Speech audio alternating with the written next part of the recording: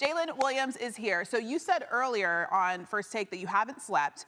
How was Bricktown? How was the celebration? What have you been doing? Everything that you can imagine when you win a championship. And I'll let everybody decide with that. Okay, but I want to be very clear because you also said earlier that you don't like champagne. So what is the vibe? Like, what are you doing when you win a championship specifically? Okay, so yeah, like yesterday was my first time drinking ever. Like I never had a drink up until that point. And the beginning of the season, the guys want me to drink. That's like the big thing for them. I don't know why, but I told the beginning of the year, I was like, win a championship, I'll drink. I'll do whatever you guys want. I'll drink champagne. We could do shots. So we kept getting closer during the season, and I was like, I'm gonna have to drink. So I drank a little bit. I had a couple shots, champagne. I had beer. It was all disgusting. I'm gonna stick to Shirley Temples. I had a lot of those yesterday and a lot of water. Okay, so you've never drank it before. You think champagne is disgusting. You think all shots are disgusting. So are you never going to do it again? I'm retired. I can't speak on the parade though. I don't want to. Okay, so TBD. We'll see what happens. So for those that don't know what it's like on game day in that arena, how would you describe the atmosphere at the Paycom Center and just how lit it was last night? That was I say it every time we play there. It's like the loudest arena ever, but that was the loudest arena ever. That had a different energy to it. It also had like the most nerves ever because when the game gets close, like you can feel like how tense the fans are, and then when you're getting closer to winning, you can also feel how like tense the fans are. So it was an atmosphere I wish everybody in the world could experience because Oklahoma's 1-on-1 when it comes to fan base and just how special Paycom is, and it's just dope. Like I think it was really cool that we got to win there. Obviously, we're gonna have a new arena soon, so for us to close it out there is super cool.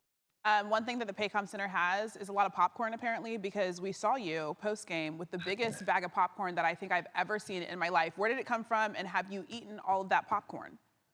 I'm gonna be honest, lost the popcorn bag in the locker room, and it was like, I don't even know. We last night was a blur, and though it didn't make it very far. We had some. That was it. It was low-key heavy too. It would have helped you in your first time drinking because you're supposed to have, something in your stomach when you drink.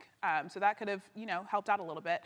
Let's just talk about what went down during this finals run. Your game, it seemingly grew over the course of the season. What stands out to you about what you were able to do specifically in the postseason? What's standing out right now is I had 40 in the finals. That's pretty cool. But just overall, I just kept finding myself, and I just try to get better every game throughout the season and don't take moments for granted. So when I get these opportunities, it's not something foreign. And also just like have the confidence to, if I fail, get back up and try again and not be discouraged. So that's been like the biggest thing for me. I think that's kind of evolved my game. Yeah, and it's certainly been working out. I do want to talk about your MVP. Is there something that we don't know about SGA that exemplifies just the type of player and person that he is?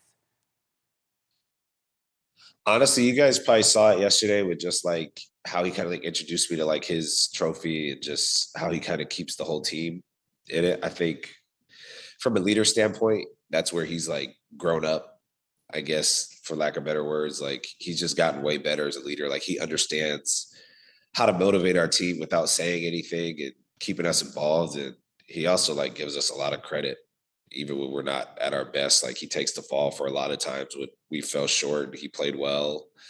And yeah, he's just a good leader. Like he's just grown up in that regard. It makes it really easy to want to play with him and for him. One thing that we also saw SGA do was when Tyrese went down, the arena obviously was very quiet. As a spectator, it was very tough to watch. SGA went over to Tyrese, kind of patted him on the back as he was on the ground. What was it like for you as a player? What went through your mind in that moment?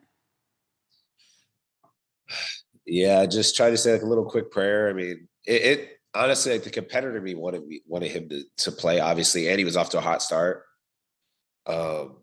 It sucks seeing somebody that talented go down. Like you look, he's gonna go down and have one of like the craziest like playoff runs probably in history. For him to go out there and understand that was the risk and still go out there and play, like for sure a dog.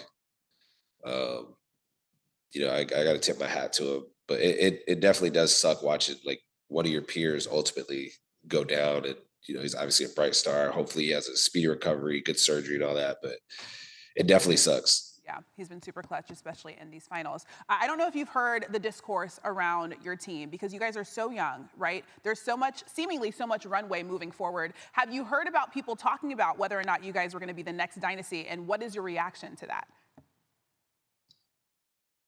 that? Honestly, I don't really have like too much of a reaction to it. I'm trying to enjoy the days. I haven't even slept yet, like I said. So trying to like figure out if we're a dynasty or not is beyond my pay grade. It's not what I get paid to do. Yeah. But I think looking ahead ruins the moment that you're in right now. So we're just enjoying this. Yeah. We'll be ready whenever the next season comes. But you definitely like we're about to have our first parade. Yeah. Like everybody on the team is going to be their first parade. AC didn't get a parade because of COVID. So that's what we're looking forward to right now. Okay, so I want to talk about something that's very important.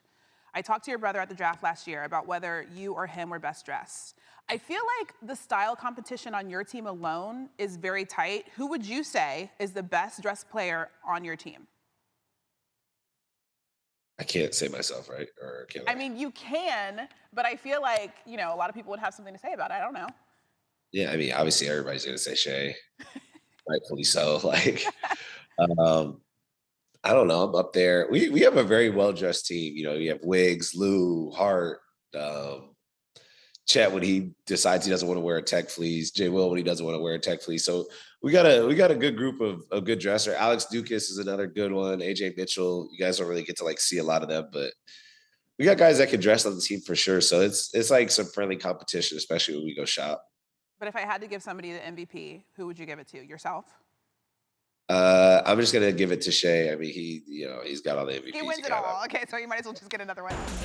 Start breaking news this afternoon. Tyrese Haliburton suffered a torn right Achilles tendon, sources told ESPN's Shams Charania. Haliburton had been playing with a right calf strain, and after helping the Pacers roll in Game 6 to force Game 7, he hit 3 3-pointers before going down in the first quarter last night. We need a tie out there, and he's been good for us all year. And for him to go down, getting a game like that, it's like it sucked the soul out of us. I ain't gonna say out of everybody, but I don't feel like I played good because I was thinking about it the whole day, and I felt like it was my fault. Yeah, that's rough. NBA analyst Markieff Morris is with us now. So the Pacers, they lose the game, and they lose Tyrese Haliburton in the first quarter with that Achilles injury. You've been on a team when a teammate had a calf injury, when Anthony Davis, had a calf strain in 2021. What are those moments like?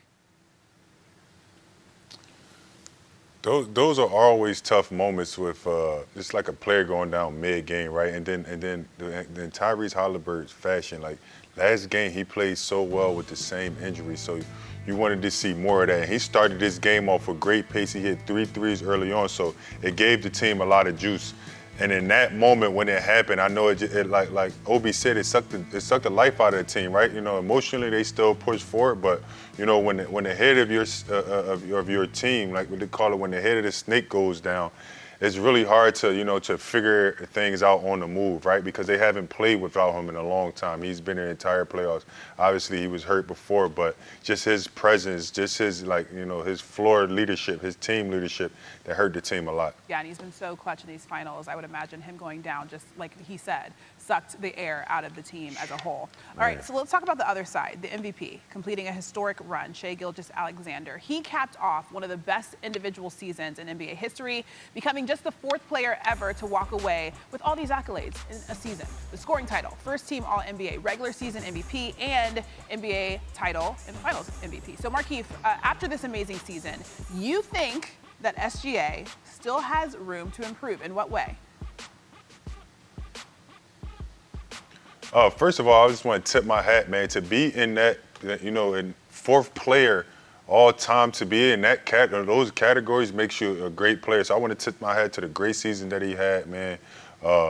And going forward, to just nitpick at his game a little bit. Obviously, average 33 points with not shooting as many threes, man. He could probably average 40 points if he just, if he put up more 3-point attempts, if he added that dimension of making sure that he hit about 3 or 4 threes a game, just getting up those attempts, and just being a floor general. He showed in that game last night that not only can he score, but he can get his guys involved, right? So just being more of a floor general and growing that three-point shot, but quite honestly, he has everything he needs, and I'm just nitpicking because I want to see him, you know, continue to add to his game. And I would imagine SGA himself is nitpicking at his game, and he wants to improve. This isn't the peak of his career, so we'll see how he's able to do that.